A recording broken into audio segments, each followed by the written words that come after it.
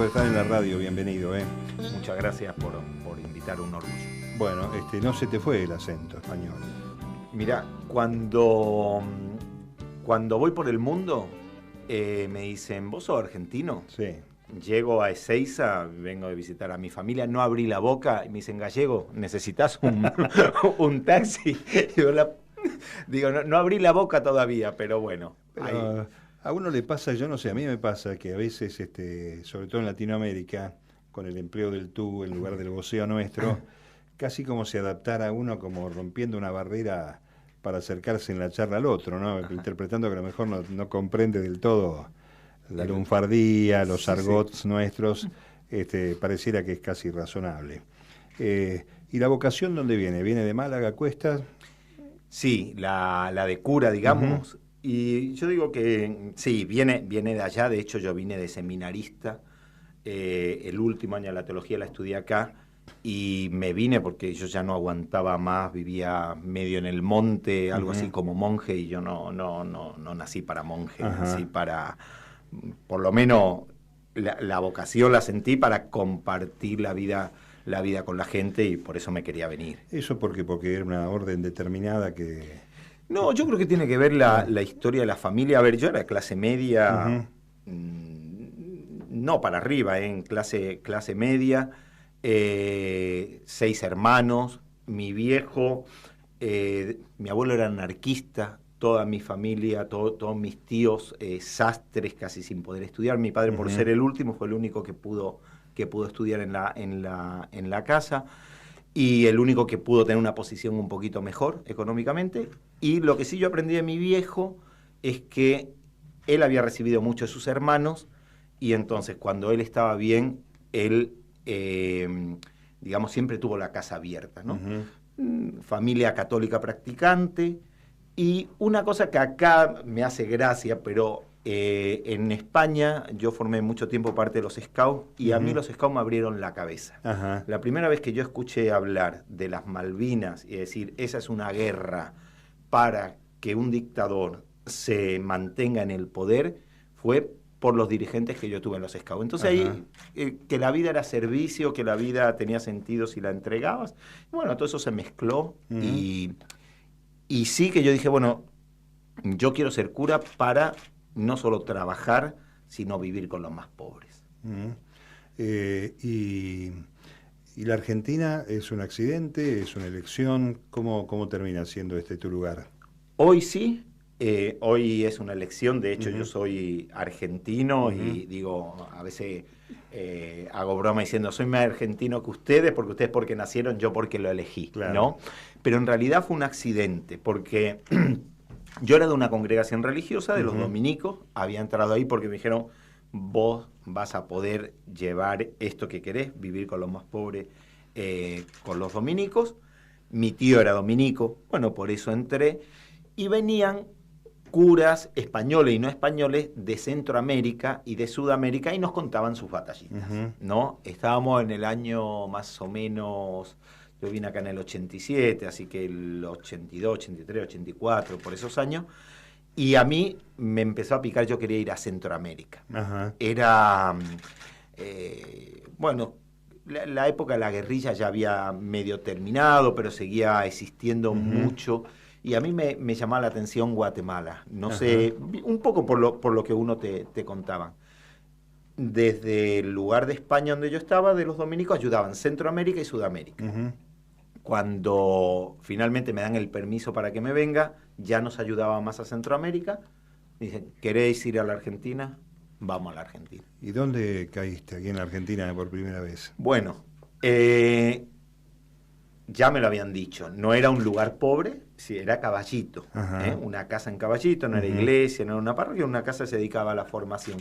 Pero yo doy gracias a Dios haber caído ahí, pues yo venía con un libro bajo el brazo que era Nicaragua, trinchera teológica, porque me lo había regalado un amigo, dice, vas para América Latina, y me regaló Nicaragua, trinchera teológica. Caballito, típico sector de clase media porteña. Claramente. Pero en esa comunidad, primero, todo el trabajo pastoral era en las villas y asentamientos de La Matanza, y la comunidad era una comunidad que primero, que tenía bien los pies, digamos, en el barro. Muchos eran teólogos, daban clase de Biblia, distintas, pero desde la opción por los pobres. Pero además me enseñaron a entender la realidad de acá, porque si no yo podría seguir con Nicaragua trinchera teológica y quizás nunca hubiera leído ni La Comunidad Organizada, ni hubiera leído, ¿no? Entonces me abrieron la cabeza y digo, bueno, sigo siendo gallego, ¿qué va a ser? Uno es lo que es, ¿no? Pero ellos me ayudaron a entender otra realidad. Hay una confusión que tengo yo, por lo menos. Está el cura villero, está el cura de la opción por los pobres, está el cura que caretea, a lo mejor y va por ahí, pasa 2 o 3 días, después vuelve. ¿Cuáles son esos matices, más allá de las personalidades de cada uno, que obviamente tienen una influencia en esa opción, ¿no? Quizá en estos momentos está como más separado, ¿sí? Los curas villeros son los curas que están en las villas de capital, quizás son más orgánicos con la institución eclesial. Hacen un trabajo muy lindo porque, a ver, nos han querido enfrentar y todo eso son mentiras, ¿no? Hacen un trabajo que yo me saco el sombrero del día a día. Quizá nosotros somos más, si querés decirlo de alguna manera, más tirabomba o somos más políticamente incorrectos. A ver, nosotros, cura en la opción por los pobres, nos sentimos seguidores del movimiento de sacerdotes para el tercer mundo. El movimiento de sacerdotes para el tercer mundo en Argentina nace de un manifiesto de 18 obispos del tercer mundo, liderado por Helder Cámara, donde llaman a que los pobres de los pueblos y los pueblos pobres se unan frente a una situación donde el capitalismo avasalla a los pueblos y donde hablan de un socialismo humano, hablan así, un socialismo humano.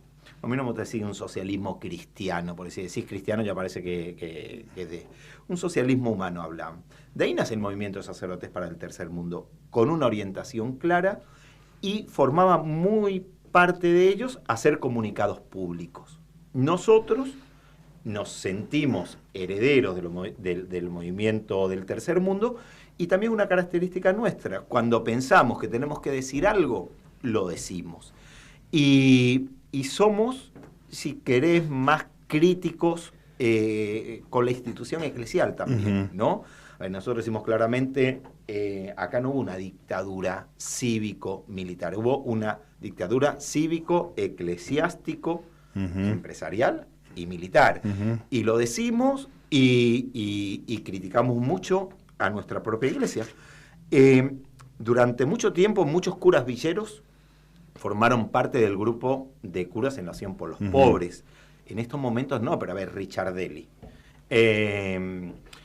Carlito Mujica, Bernaza, todo eso eran curas villeros, ¿sí? Sin pero duda, eran claro. del movimiento de sacerdotes para el tercer mundo, claro. y algunos de ellos, porque el movimiento se acabó con la dictadura, cuando nosotros retomamos en el 86-87, varios de ellos que todavía están vivos, Domingo Bresi. Él era del movimiento sacerdote para el tercer mundo. Él es hoy de curas en la opción por los pobres, aunque él no está en una villa. Pero bueno, hubo muchos que vivían en la villa y que...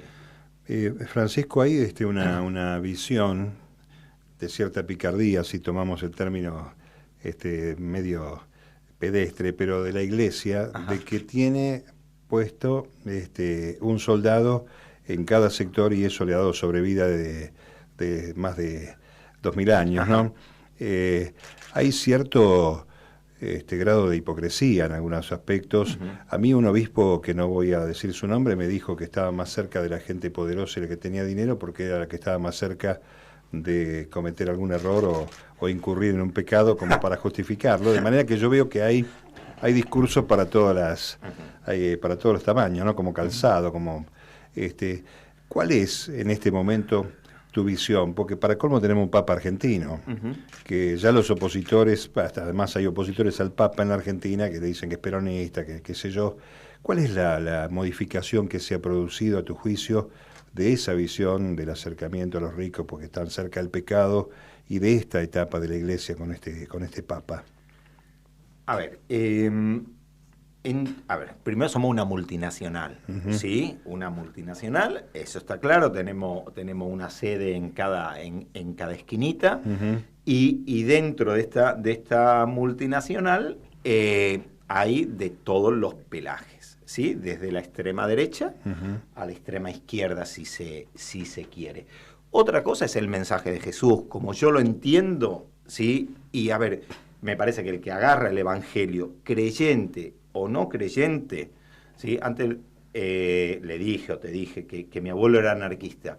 Mi abuelo no pisaba una iglesia en la vida, claro, pero luego. Sin embargo, la figura de Jesús como un tipo que buscaba la fraternidad, la hermandad universal, el cambio de nuestra sociedad, digamos, lo adoraba. Entonces yo digo, el que mira el Evangelio, el que lee los Evangelios, ¿sí? Sea creyente o no creyente, ahí hay un potencial revolucionario.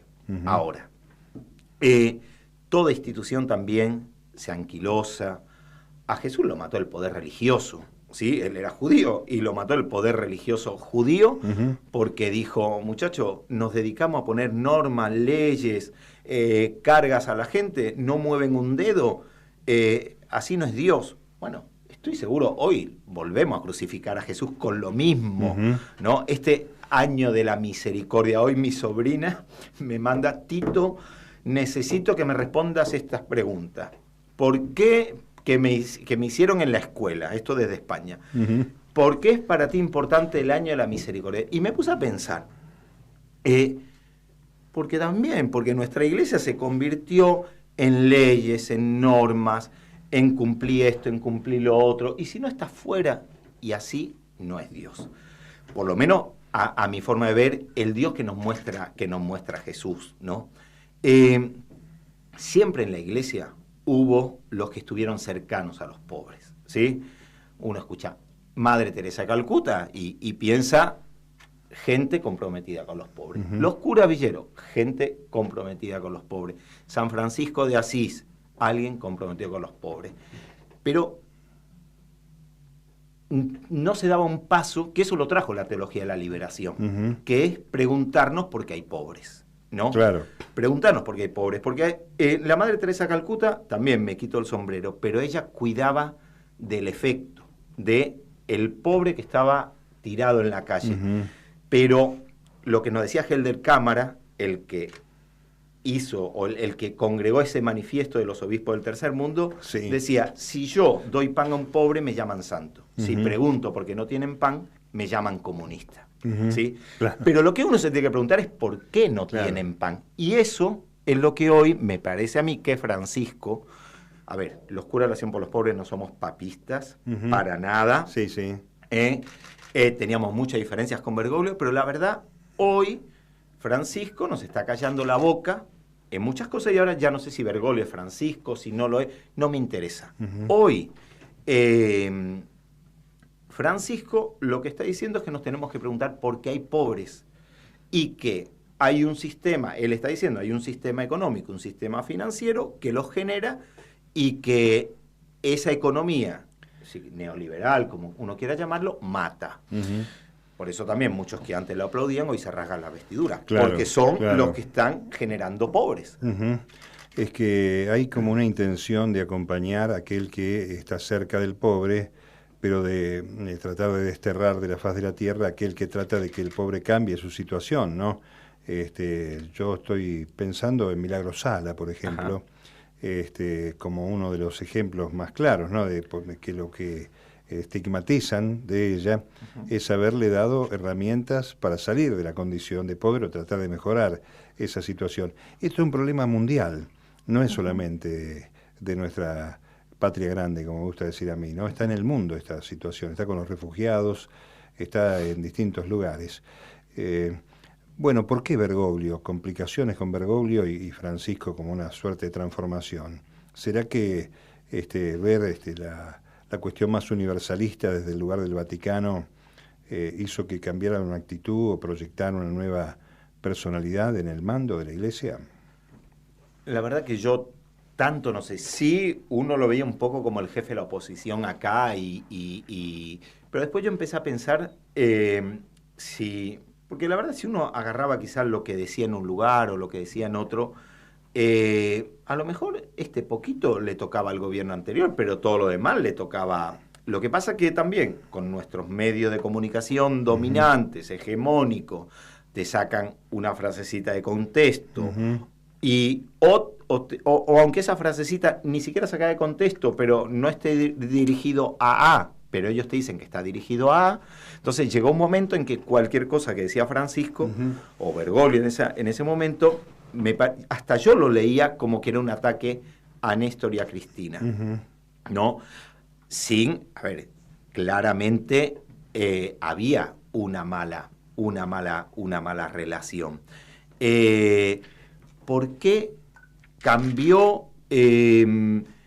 No lo sé, creo que porque se superaron afecto y porque hay una comunión que es la misma comunión que sentimos nosotros ahora, los curas de la oración por los pobres, de ideas, de pensamiento, de que vos no podés hacer una patria o un mundo donde muchos queden afuera, donde, como dice él, la bolsa, si sube un punto o baja un punto, eso se entera todo el mundo, pero si un indigente se muere de frío, eso no es noticia en ningún lado, a nadie. ¿No? Es cierto, vos es que estuvo por acá en estas charlas nuestras el último embajador en el Vaticano del gobierno de Cristina Fernández, Eduardo Valdés, y él me describió, yo tenía esa duda, como dos personalidades parecidas, la de Néstor Kirchner y la de Bergoglio, que lamentablemente no trabajaron en conjunto, sino que confrontaron, y eso le vino bien a toda esa claque de seguidores de darle manija en contra a los gobiernos que están dando respuestas populares, ¿no? Puede ser que haya sido algo así.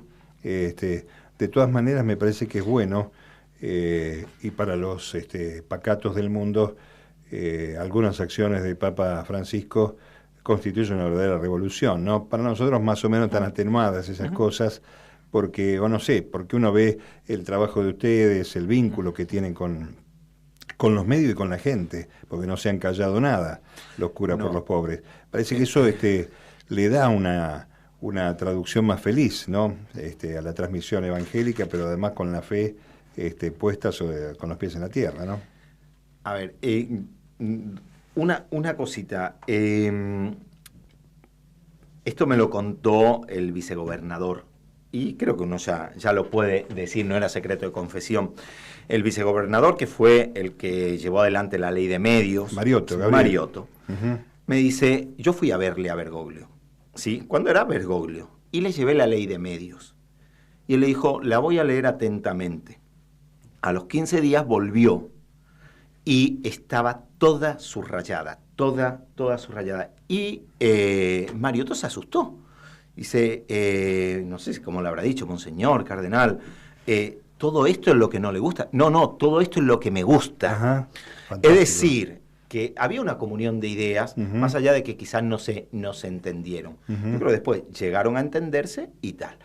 Sobre el tema de lo que nosotros escribimos, que ahora en este tiempo, creo que hoy o mañana va a salir la 7ª carta, que decimos al pueblo de Dios, porque tampoco, pero son cartas públicas, el que quiere leerlas, en cualquier buscador pone Curas en la Oración por los Pobres, tanto en el Facebook como en la página web, van a salir estas cartas como documentos anteriores que tenemos. ¿Cómo surgió esto? A ver, yo le decía antes que nosotros tenemos una larga trayectoria de hacer comunicados públicos. Cuando pensamos tenemos que decir algo, lo decimos. Pero frente a esta hegemonía mediática que silencia tantas cosas y frente a la rapidez con la cual se están destruyendo los derechos en nuestra patria, decidimos hacer estas cartas donde desde nuestra posición, que es una verdad relativa, que nadie dice, pero sí chequeando las cosas que ponemos, vamos diciendo, denunciando, si vos querés, las cosas que vemos y anunciando lo bueno, que por desgracia la mayoría de las cosas buenas no vienen del gobierno actual. Están saliendo una cada 15, 20 días. Pero no es que, pero es porque porque van las cosas una detrás de otra. Creemos que en estos momentos no nos podemos callar. Leónida Duquet, una de las monjas desaparecidas, la francesa, decía, en estos momentos sería cobarde callarse. Nosotros pensamos que en estos momentos sería cobarde callarse, que tenemos que decir una palabra y por eso lo estamos haciendo. Está bien. Claro, porque sí, claro, hubo silencio cómplice de la Iglesia en ese proceso cívico, militar y religioso que bien describías. ¿Es cierto que la isla Maciel es producto de un castigo, de algún moco, dirían los chicos, que te mandaste y por eso terminaste en la isla Maciel? Ni mucho menos, ni mucho menos. A ver, si a mí me mandaran no sé, a una iglesia en Puerto Madero, que no está nada mal, también tiene que haber una iglesia ahí, pero a mí me costaría, ¿sí? Ajá. Me costaría realmente así. Yo estoy en la isla Maciel, fue así, volví de Colombia. Yo siempre digo que yo no tengo currículum, tengo prontuario. Alguna vez nos tocó hacer una huelga de hambre con otros curas villeros, ¿sí? Que éramos del grupo de cura de la Oración por los Pobres, estaba en La Matanza, me echó el obispo de La Matanza, después la gente se le enojó y le hizo huelga a él. Bueno, uno tiene prontuario, ¿no? Y en ese momento yo había sacado, soy enfermero profesional, en Colombia de hecho yo estuve en un proyecto de médicos del mundo en la selva, que atendíamos a las comunidades indígenas en medio del conflicto armado. Cuando vuelvo yo saco una plaza como enfermero para el Hospital Piñeiro, pero para trabajar en la salita de la Villa del Bajo Flores. Yo necesitaba una parroquia medio chiquita y medio cercana, porque si te vas a La Matanza, a Merlo, claro, son lugares inmensos y súper lejanos. Y yo quería combinar las dos cosas. Y fue Bergoglio el que me dice, hay un lugar ideal para vos que es la isla Maciel. Yo en ese momento tenía lo que tiene la gente en la cabeza de la isla Maciel. Todavía yo imaginaba que estaban las chicas caminando por la calle. Sí, claro. Pero en cuanto me lo dijo, feliz de la vida. Y él habló con el obispo de Avellaneda, al cual yo no conocía, y el obispo de Avellaneda me recibió. Pero claramente yo soy feliz en una villa, en un asentamiento, en un barrio popular. Lo otro me costaría. Ahí, sí, está bien, con los problemas de cada día y con las dificultades de cada día, pero donde yo me siento que estoy feliz. Así claro, que para mí ninguna condena. Bueno, los otros tienen más plata para el psicólogo, en todo caso, que para tocarle timbre al cura. Contame, ¿cuánto hace que estás en Maciel? ¿Cuánto hace que estás en la isla? Y ya voy para 11 años. Es el lugar donde más tiempo seguido, por razones de la vida que tuve, pero donde más tiempo llevo. Ahora en noviembre, diciembre hará 11 años. Hay un contraste, ya dijiste algo de los tiempos que nos toca vivir en la Argentina ahora. En la etapa previa, en esos 11 años, ¿hay registros de la inclusión social real? ¿Hay una mejora de la calidad de vida? ¿Notaste eso en ese periodo? Sí. A ver, muchísimo. Lo pongo con un ejemplo que se lo dije a la presidenta, a la presidenta mandato cumplido, para que nadie se enoje. Cuando vino a visitarnos a la isla Maciel, ella eligió venir a la isla Maciel, ¿sí? Nosotros le pedimos reunirnos los curas de la Oración por los Pobres con ella, queríamos tener un diálogo cercano con ella. La verdad que nos sorprendió que al día siguiente de que le llegó por medio de una diputada un mail, nos respondió diciendo que sí, que se juntaba con nosotros. Eso fue un domingo a la noche, el martes estaba en la isla. Y cuando después de charlar, ella estamos terminando, yo le digo, mire, yo creo que le dije presidenta, qué sé yo, Cristina. Sí, sale naturalmente. Sale naturalmente. Será porque uno es un nostálgico. No, una marca muy consolidada ese paso por la presidencia, ¿no? Claramente. Entonces, yo le dije, mire, usted hace 4 o 5 años acá no hubiera podido venir un día como hoy. Me miró un poco sorprendida. Aunque creo que se imaginaba que yo no iba a empezar a hablar de la inseguridad y de toda esa, todo eso. Le digo, miren, no podría haber venido usted porque con todo lo que llovió hoy y con todo lo que llovió estos días, la isla Maciel hubiera estado toda inundada, ¿sí? Y no le dije como usted dijo, pero lo podría haber dicho, y no fue milagro. Fue la obra hidráulica que se hizo, que se levantó toda la isla Maciel, y la verdad que ahí me quebré, como un bobo, medio que me puse a llorar, y le digo, y me da pena que todo esto se caiga en tan poco tiempo. A ver, cuando yo llegué a la isla, recién venía de Colombia, casi que no... todavía uno no sabía bien quién era Néstor, quién era, bueno, acá en la Intendencia, todo eso. Yo estuve a punto de llamarle a Crónica TV, ¿sí? Y hacer una misa en la puerta de la iglesia con botas, ¿sí? Como para decir... Para protestar por eso. Para protestar. 4 viejas y yo, pues con las botas, ahí en medio del charco, en la puerta, porque caían 2 gotas y se inundaba todo de punta a punta. Pero claro, uno, que esto también me lo enseñaron los curas en la Acción por los Pobres, uno tiene que el primer paso es ver en la realidad. Nosotros cuando nos reunimos, hacemos nuestro encuentro, el primer día es el análisis de la realidad. Y te invitamos a vos, o a Víctor Hugo Morales, o a un economista que nos diga, a ver, en qué estamos viviendo, para que uno pueda ver cómo tiene que actuar. Porque no es lo mismo actuar hoy que desde, no sé, hasta el 9 de diciembre. Y realmente no es lo mismo. Pero entonces yo empecé a decir, bueno, a ver, yo me estoy mojando. No pueden venir ni la viejita misa y la colecta encima re poco. No, bueno, no era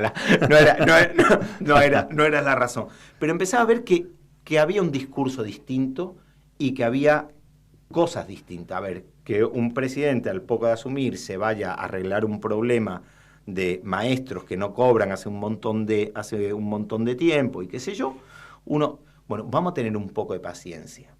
Y en esa paciencia y en ese trabajo vimos cómo se fue transformando la realidad. Y si bien la isla Maciel al 9 de diciembre del 2015 no era el paraíso terrenal, si uno lo pone en comparación a cómo estaba 10, 12 años antes, realmente se parecía bastante. ¿Cómo está hoy la isla? ¿Cómo está en estos meses comparado con esa cita hasta el 9 de diciembre del año 2015? La verdad, está mucho peor. Está mucho peor. Algo que es evidente, que no hace falta, digamos, 2 más 2 son 4, entonces no hace falta hacer muchos números. Si vos antes con la asignación universal llegabas justito a fin de mes, sí, pero antes no la tenías, pero ahora con la asignación llegabas justito a fin de mes. Si se te aumentó los precios un 50%, los pobres no tienen dólares debajo del colchón, ¿sí? Para salir de una, ni podés ir a comprar 2 millones de dólares, creo que ahora son 5, ¿sí? Porque no tenés pesos para comprar eso. Claramente, si la mayoría de lo que vos gastás es en alimentos y en cosas básicas, y te aumentó un 50%, en la isla Maciel hay un 50% más de personas que son pobres. No sé, la ecuación es fácil. Mucha gente en la isla Maciel de que trabaja de albañil, con la tarjeta de la UOCRA, formalmente o informalmente. Muchos, o por su propia cuenta, con changuitas, qué sé yo. Muchos de ellos se quedaron sin trabajo. Y después hay el Estado que se está retirando, pero a pasos agigantados. Con lo cual, donde yo tenía un taller, no yo, pero pudimos conformar en estos años, con la ayuda del Estado Nacional, un taller textil. Hoy ese taller textil, si bien sigue en su mínima expresión, porque uno habló mucho de esto. Finalmente el Ministerio de Desarrollo mandó telas para volver a hacer guardapolvos, que era lo que hacíamos para el Estado Nacional. Sí. Pero mandaron por ahora 500 cortes. Por año nosotros teníamos 15.000 cortes de guardapolvos. Por tanto, ya el espacio se nos quedó grande. En una parte del espacio que funcionaba la cooperativa textil, hoy funciona un comedor. Y yo hasta el año pasado peleaba con chicos que venían a dar una mano y que hacían una actividad que terminaba con un almuerzo. Pero yo veía que ponían todo el esfuerzo en el almuerzo. Digo, muchachos, no hagan el esfuerzo en el almuerzo. El esfuerzo es jugar con los pibes, es hacer un taller de creatividad, y terminamos comiendo juntos. Claro. Pero no había, si querés, hambre. Hoy, lamentablemente, de lunes a viernes a las 7 de la tarde, tenemos un comedor, hay 100 niños y unos 20 adultos. Cambio de realidad. Justo es uno de los puntos donde la apertura de la importación ha entrado severamente, ¿no? Desde esta imagen del taller chico del esfuerzo hasta la empresa pequeña y mediana que generó empleo, ¿no? y que preparó operarios para que puedan aprender el oficio, y ahora, bueno, eso está en riesgo. Volvamos un poco a hablar de la iglesia. Hay algunas medidas de... Con la iglesia hemos topado. De la multinacional de la fe, me gustaría agregar. Pero hay algunos anuncios que en otra época conocimos... yo tuve ocasión de armar una radio para el Obispado de Avellaneda hace mucho tiempo atrás. Después, bueno, cambió de nombre, cambió de cierta propiedad, hablando de propiedades de la iglesia. Pero hay algunos anuncios que me parece que blanquean situaciones que eran preexistentes. Por ejemplo, el cura que le dio la comunión al divorciado existió en los barrios, en los pueblos siempre, como una cuestión sórdida, tapada, pero ahora aflora eso, y afloran algunas otras novedades que para a lo mejor los cercanos o los satelitales al Vaticano pueden ser de penosa digestión.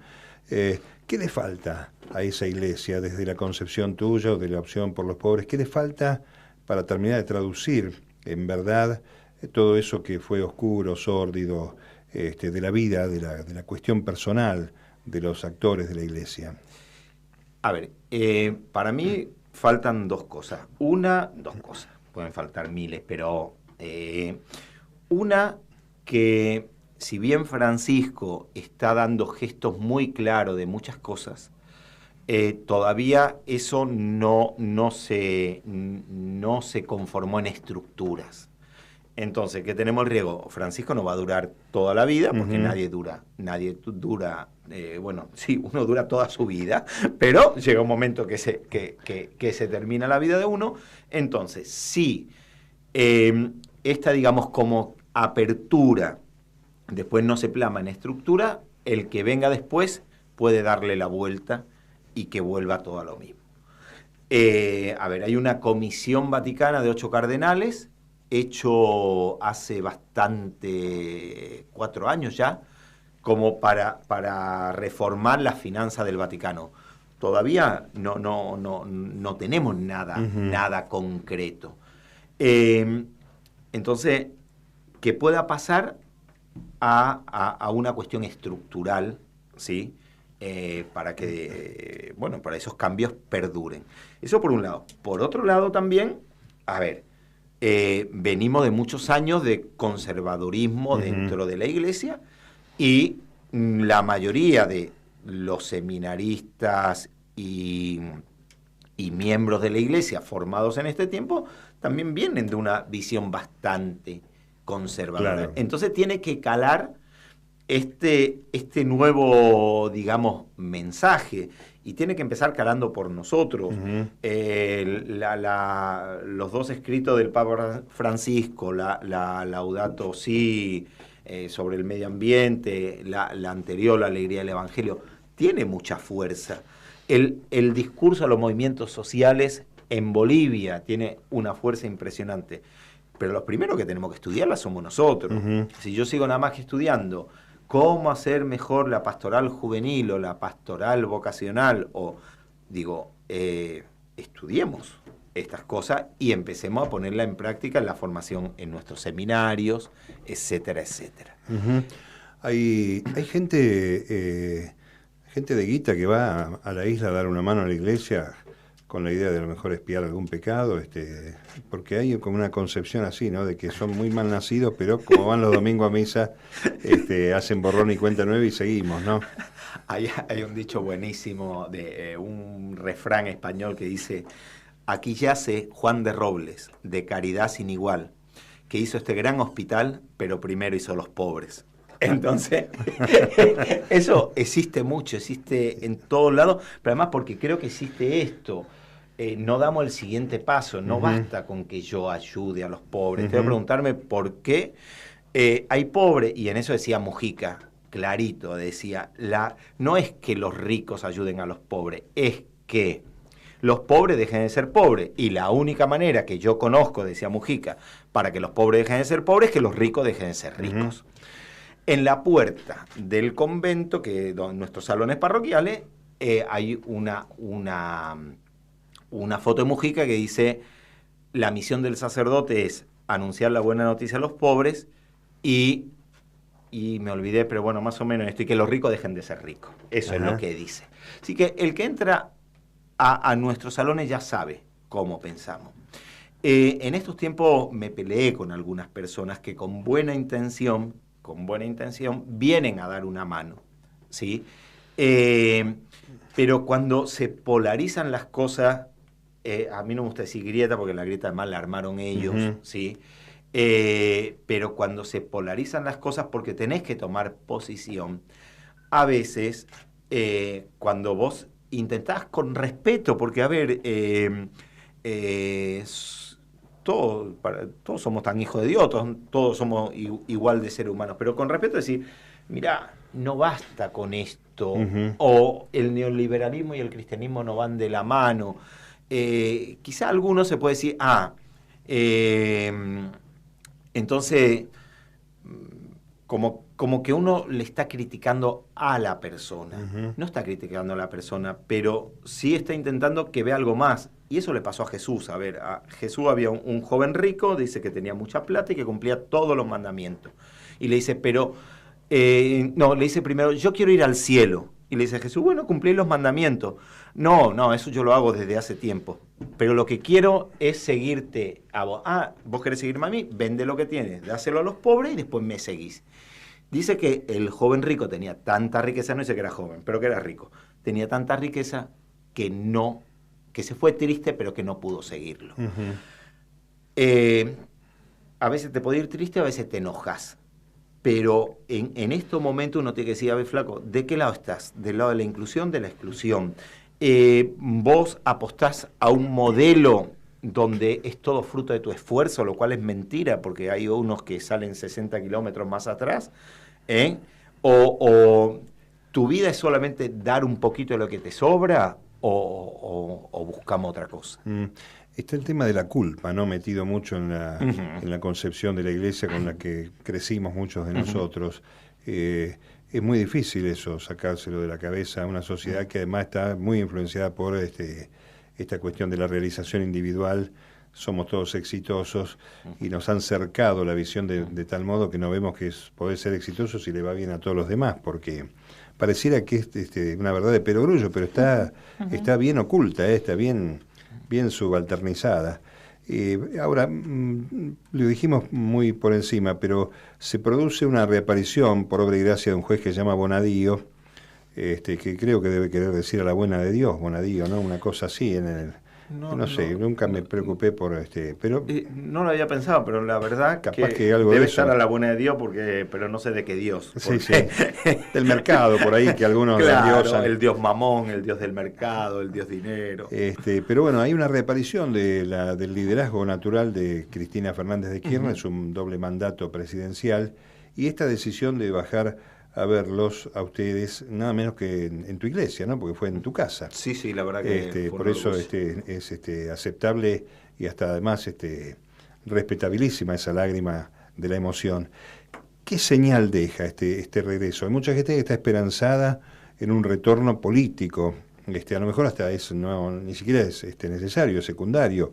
El tema es saber qué significó ese paso para muchos y particularmente para ustedes como pastores, porque no dejan de serlo. Ese mensaje, ese momento breve, que fue mucho, porque para que una persona les deje, creo que fue más de una hora, ¿no? Estuvieron con los niños. Sí, más de una hora y media, además estuvo con los chicos, que estuvo bien, porque nosotros lo que hicimos fue, a ver, esto yo como el que la recibía en casa, la vida sigue normal, ¿sí? Adentro del convento, que viene a reunirse con nosotros, con los curas de la Oración por los Pobres, los que en ese momento tienen que estar, están. Entonces, estaban las chicas de Ellas Hacen, las que fueron a estudiar ese día, las que no fueron se la perdieron. ¿Sí? La maestra que le tocaba en ese momento dar clase, estaban los chicos de la Casa del Niño, que se llama Casa del Niño de Eva Perón, que es una unidad de desarrollo infantil, y estaban, creo que, bueno, las chicas que cocinan para la tarde, y creo que estaban las chicas de la primaria de adulto. Todas políticas del Estado. Por eso, cuando hicimos el recorrido, le digo, mire, discúlpeme que el recorrido es un poquito largo, pero está viendo las políticas que usted claro, el fruto llevó. de su trabajo, claro. Es exactamente, ¿no?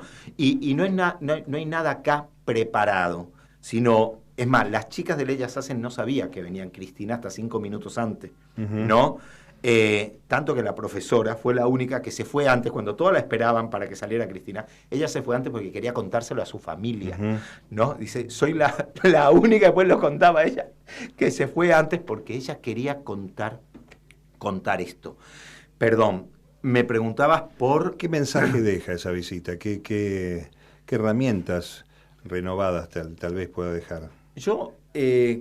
a ver, el otro día se lo escuché a alguien y lo comparto. Líderes no surgen cada 2 por 3. Y creo que claramente tanto Néstor como Cristina fueron líderes y siguen siendo líderes reconocidos en nuestra patria. A veces yo me enojo con Dios porque hay algunos que seguimos viviendo tanto, digo, para ponerlo en propia persona y no matar yo a nadie, pero y otros se nos fueron tan pronto. Después uno puede entender, cuando te entregas mucho a los demás, a veces sí, claro. el corazón no te aguanta tanto. Siguen siendo líderes para una parte muy importante de nuestra patria. No de casualidad, en un día lluvioso, en un día que era de trabajo, muchísimos por nuestra propia cuenta nos fuimos a Comodoro Pi. Eso no fue algo, sí, lógicamente, militantes organizados, como corresponde, con quien reconocen como su líder, pero muchísima gente. Y no había ni choripán, nada, ese día no se podía hacer choripán porque llovía y se apagaba el carbón.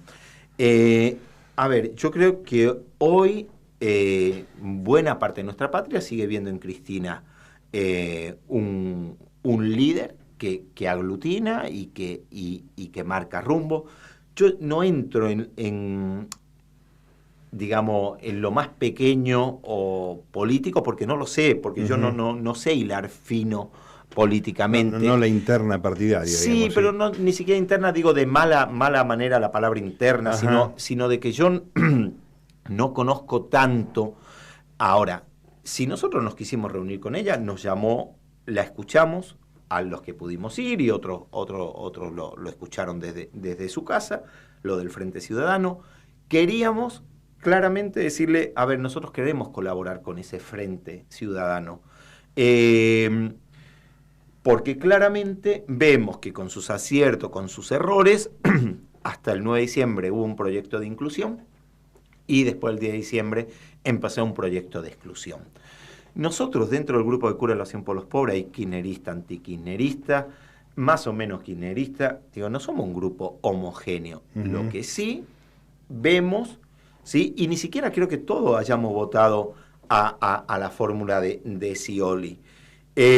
Sí creo que ninguno votamos a la fórmula de Macri. Eso sí estoy segurísimo. La política partidaria, eso es de los cristianos, de los laicos en general. Ahora, la política como bien común es de todos. Es de los curas, es de los obispos, es del Papa, porque yo nunca vi un alma caminando. El día que yo veo un alma caminando, hago misa todos los domingos, cada hora si hace falta, no cuanto sea, por esas almas, pero yo nunca vi un alma. Ves gente de carne y hueso, que hoy lloro por esto, que hoy me alegro por lo otro, que hoy tengo hambre y que mañana tengo frío, ¿no?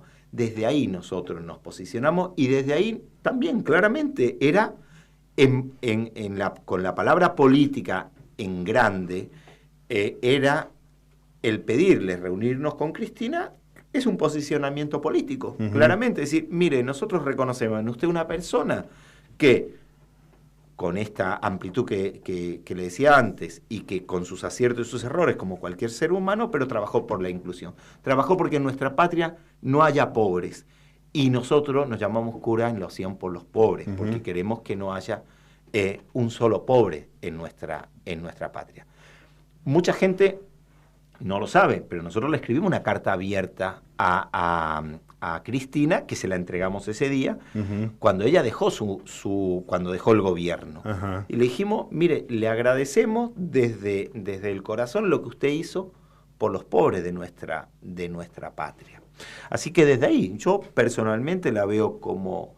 No veo en este momento que haya otro líder como ella en la Argentina.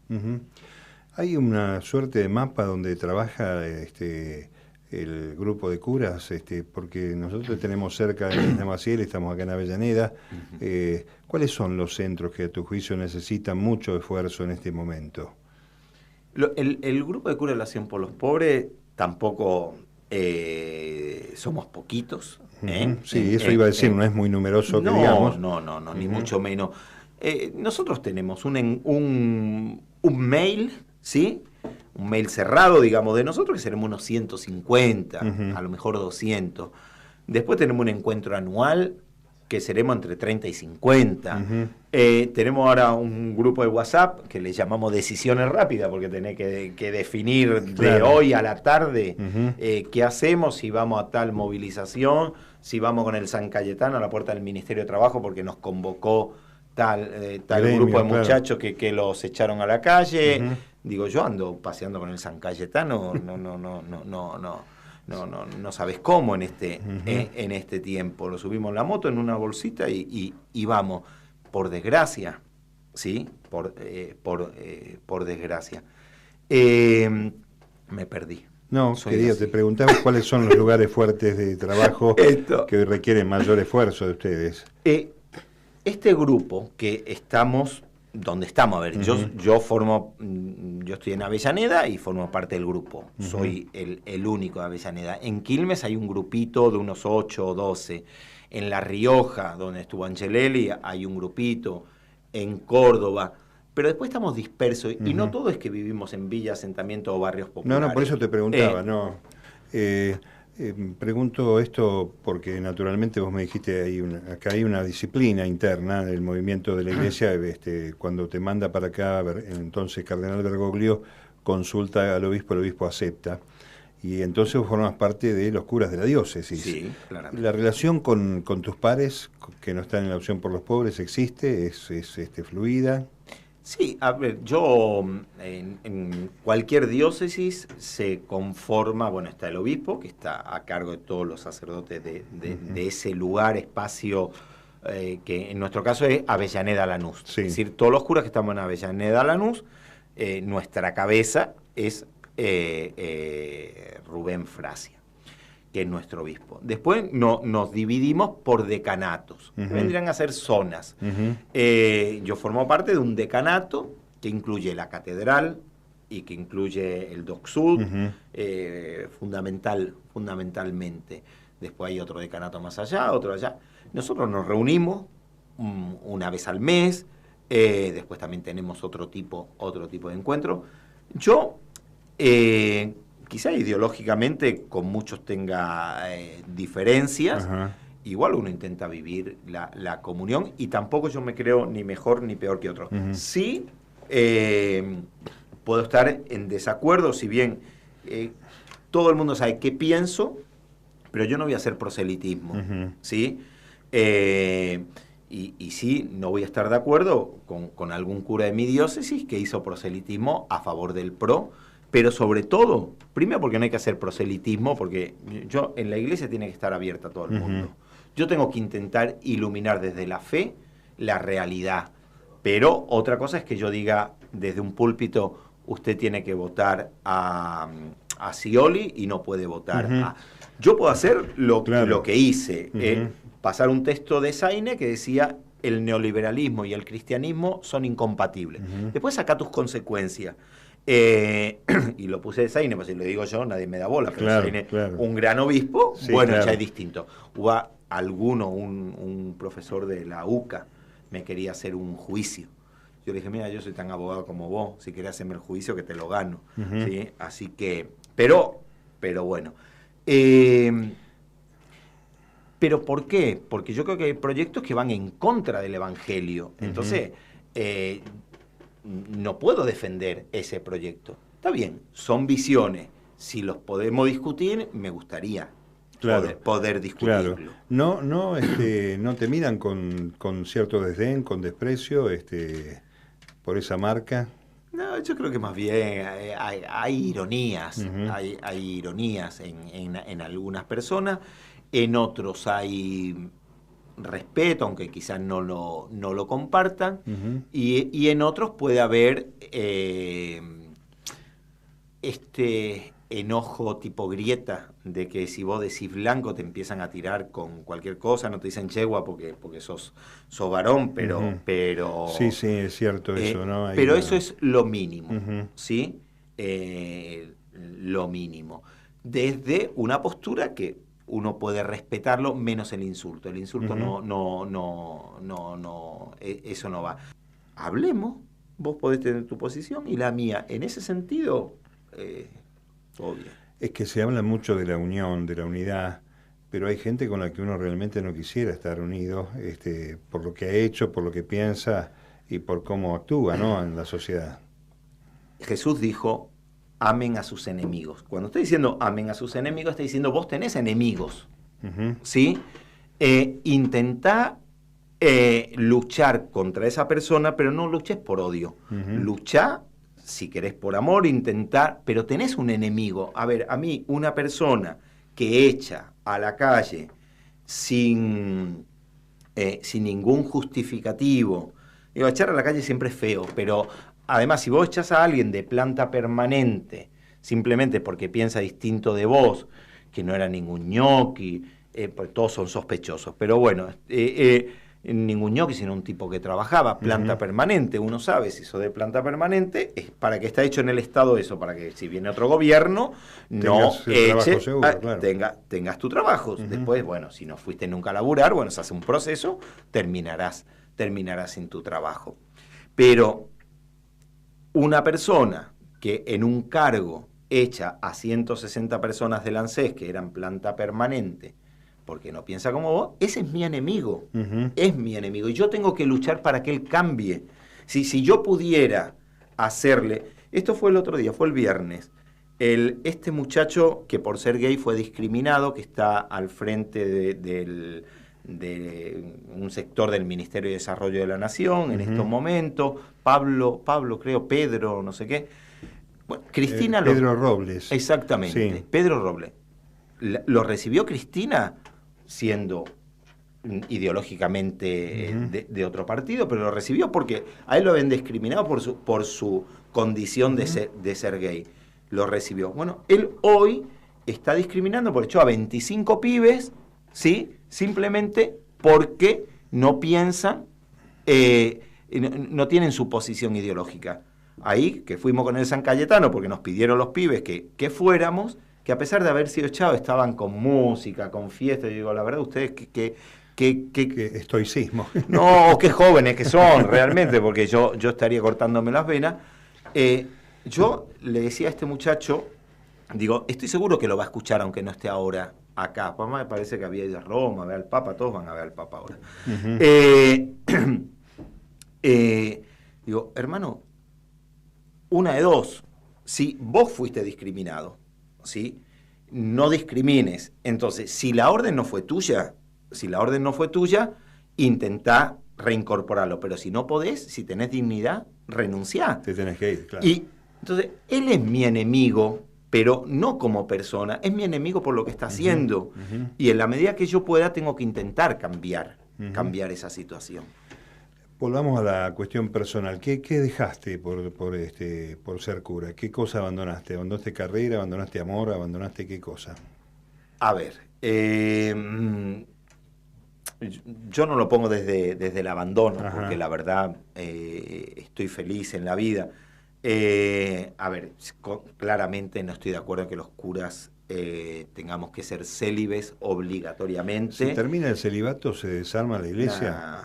Que si se desarma la iglesia, para nada. En la iglesia los curas se casaban hasta la Edad Media. Lo que pasa es que el obispo se quería quedar con la plata de los curas. Entonces, si el cura tenía hijo, el señor feudal, que era el obispo, no se quedaba con lo del cura, porque se lo tenía que dar a sus hijos. Digo, eso tiene mucho que ver. Tiene que ver el platonismo, esto de el alma es buena, el cuerpo es malo, pero eso no es la visión cristiana. En la Biblia, en la palabra de Dios, después de los evangelios, dice que el obispo sea hombre de una sola mujer, ¿sí? De una sola mujer. En ese tiempo existía la poligamia.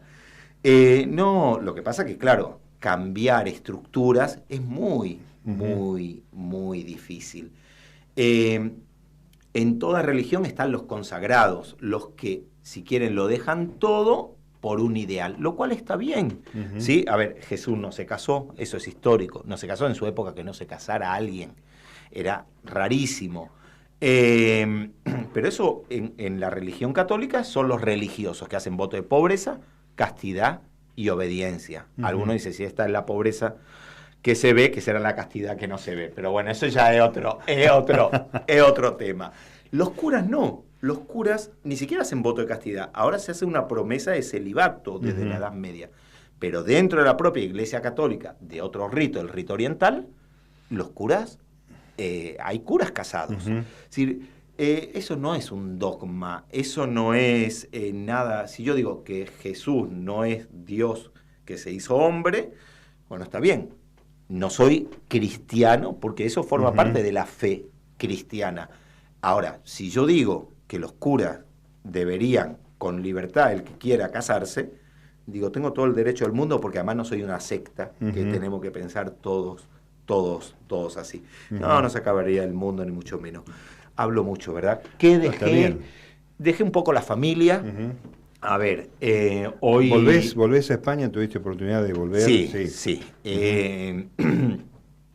A mí me convendría irme todos los años porque ahí traigo euros. Cuando te ven, se acuerdan de los pobres y te dan euros y traes. No podés hacerlo porque mis vecinos, muchos no conocen Mar del Plata. ¿Sí? En estos años fueron con el tren a Mar del Plata. Muchos conocieron por primera vez el mar. Digo, egoístamente me convendría. Pero voy cada 3, cada 5 años, depende.